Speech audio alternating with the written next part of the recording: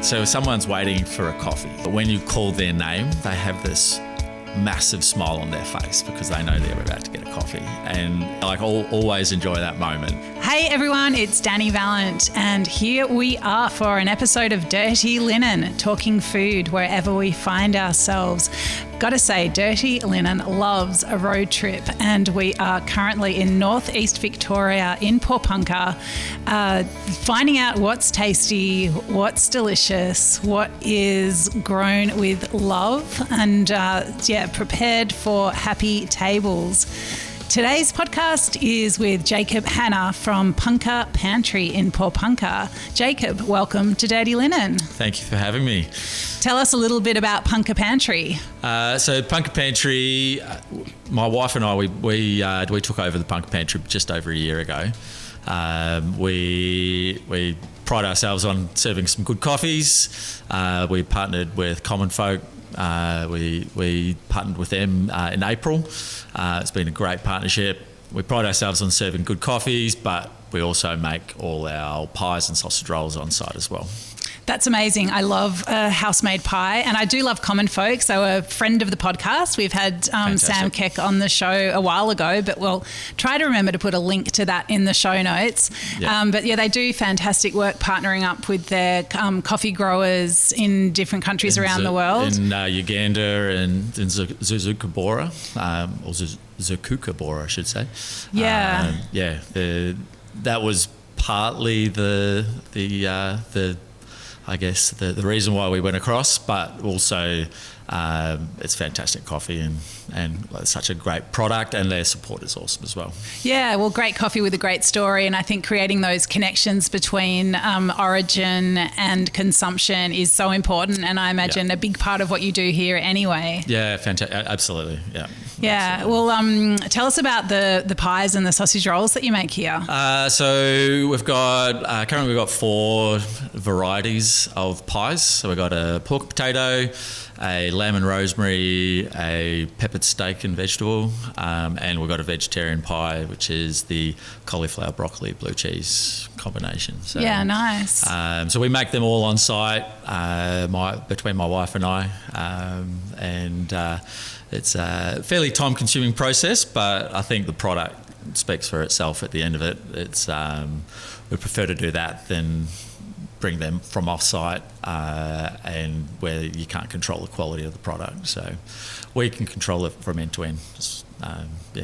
Well, I've just eaten the steak and veggie pie, and it was absolutely delicious, served with a really nice tomato relish. But I think you can tell when a pie has been made with care. There's such a the difference is really there in the eating experience, just full of delicious tender steak and veggies, a really nice gravy, and that hint of pepper coming through.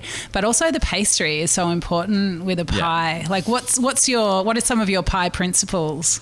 Well, it's funny because I'm actually celiac, so it makes it really challenging for me. And my background is I used to be a chef, so actually being able to control that process for me is actually quite a challenge because I can't eat the pastry, so I have to rely on feedback from other people, and so that is somewhat of a difficulty. But I think the pastries that we do serve is are pretty good. So.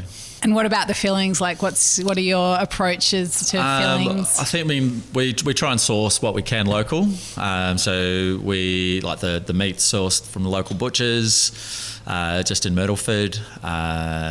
We make them fresh every week. So it's one of those things that, like, you put the good quality product in, you get a good quality product out. So. I mean, it's an interesting approach to very much narrow in on one product rather than go broad with your offering. Like there are a few sandwiches and cakes in the cabinet, but the pies are really at the centre of what you do. What's your thinking behind that? Well, I guess, as I say, we took over a year ago, and some of it is a little bit of a layover from previous people that ran the Punkah Pantry.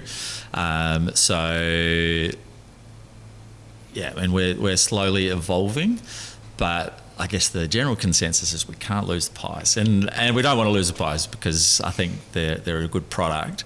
But people come from quite a while away because they've heard of the product and they want to eat the pies. So we continue those. Well, I join in the chorus to say continue the pies. Yeah, very good. Jacob, tell us a bit about yourself. You mentioned that you're a chef and you've come here a year ago. What's the backstory? So many moons ago, I used to live on the Mornington Peninsula, so that's part of the connection with common folk there as well. So I grew up on the Mornington Peninsula, where I worked in various kitchens across Flinders Hotel, Western Port Hotel. Moved up into Melbourne, worked in a couple of different cafes and restaurants in town.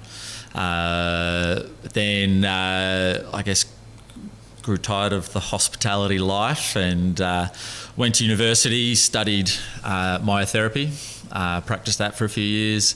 Also have been, then went to teaching for a little while as well. So I've been teaching for probably the last 15 years in Albury.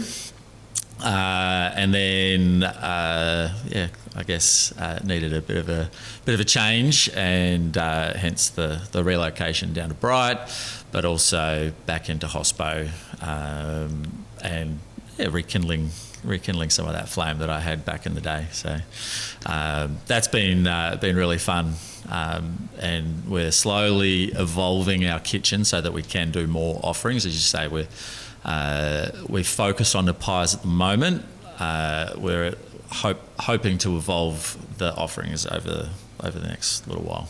Wow, quite a story. It's, was hospo always sort of bubbling away in the background, and it sort of slowly reeled you back in? Yeah, that's exactly right. I mean, always loved cooking, love experimenting with different flavours and things, and I think when you're doing it commercially, some of that passion or that creativity side of it can be challenging because you're locked into certain recipes and menus from different chefs. So I guess when you're doing it commercially, it can be challenging to maintain the passion. So then when I went out away from doing it as a job, absolutely. My dad's an amazing cook, and sort of I guess that's where the passion for it developed as a young child. So then want to get back into it basically. What kind of cooking experiences did you have with your dad? He makes a mean mince and toddies, which is my nana's recipe. He loves experimenting with different things, loves like different proteins and things as well. So he's just good flavours and love that. Always accompanied with good wine as well. That's great. So as you mentioned, it can get a little bit draining to be working for other people in those hospitality settings, but you've then taken the plunge and become a business owner, which has its whole own set of joys and challenges. Yeah. What made you come to Punkah to take this plunge? So I'm a pretty keen cyclist, and most people know Bright and the area around as being it's like cycling heaven up here. So we head out into the hills most mornings, do a fair bit of training, but I used to come up here to go training and just love the area. Just feels, as I used to say every time we drove into town, this is God's country. Yeah, I love that. Why is it so great for cycling? You got amazing alpine hills, you've got low valley roads, and so you've sort of got a mix of everything, plus some world-class mountain bike trails, and it's great. I can see some families riding past on the bike trail out there, so it's accessible at any level. What's one of your favourite rides? Twonga Gap's always great. Mount Buffalo's a good one too. My kids have recently got into mountain biking since we moved here, basically, and we love getting up into the Mystic Mountain as well. So, that's great. What do you love about cycling? Fitness side of it is really cool. You get to see the country. You're in the country, not just in a bubble inside the car. You're outside in the environment, which is, nice. Connected with them. What about a lot of people come to this part of the world for the ski fields? What's your, do you get into that as well? Yeah. My family are all mad skiers, mainly from my wife's side. We get up to Mount Hotham quite regularly. Since owning the business, probably less so, but prior to that, we get up to the hill quite a bit. So both my kids are very keen skiers.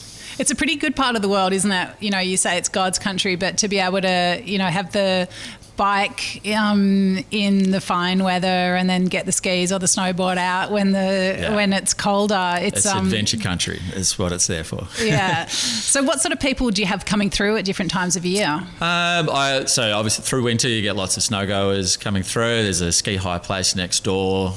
So often mum or dad would be waiting in the queue for their hire kit, and the other alternative would be coming and grabbing a coffee. So you get lots of skiers.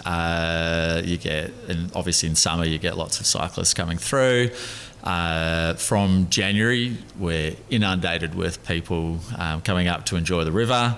So there's, I always forget the number, it's either 4 or 5 caravan parks within a couple of K radius of the shop. So you get lots of campers coming through January. It's very busy. And what about autumn and the beautiful leaves? Well, then you get the leaf people coming through, which is great. I mean, it's a beautiful area all year round and for various different reasons. So when you look out now, it's all green, but through that autumn time, it's just a mix of reds and oranges, and it's a beautiful space. Yeah, wonderful to experience the seasons here. It's such a beautiful part of Victoria for that. What's the community like in Punkah? It's great. Yeah, they've been super welcoming and supportive of the shop since we've taken over. They've loved our approach to coffee. There's some regulars that pop through almost every day to come say good day, which is great, awesome. No, I love that. And the kids love it as well? Yeah, they love the independence of living up this way. They're keen to get in amongst the adventures as well. Love it. Yeah. So if you think about returning to hospitality, how would you reflect on that decision and the journey of the last year? It's a tough gig. It's one of those. It's a lot easier when you work for someone else, managing all the different things that go wrong in a day, from air conditioning units to minor leaks to customers, staff, all the rest. It's not just making good food and good coffee. There's lots of stuff involved in owning a business. So it's been a big learning year. What are the things you love about it? So someone's waiting for a coffee, they sit there and they start flicking on their phone for a little bit. But when you call their name, they have this massive smile on their face because they know they're about to get a coffee. And it never see, always enjoy that moment when you call out someone's name and they look up and they go, yes, it's my turn. And it's good coffee and Yeah, that sounds so satisfying. If for someone who's coming up to the region maybe for the first time or the first time in a certain season, what are some of the places that you love to send people? Up on Mount Buffalo, there are some amazing bushwalks, waterfalls, obviously bike rides up there as well. I think if people haven't been up here before, then it's an awesome place to just go and explore. Fantastic. Well, thank you so much for welcoming us to Punkah Pantry, Jacob. It's great to sit down and have a chat and have a delicious pie. Fantastic. Thank you.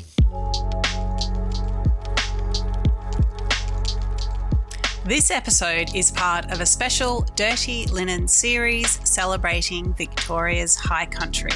To plan your high country adventure, go to victoriashighcountry.com.au. Listen to all our high country episodes on Dirty Linen.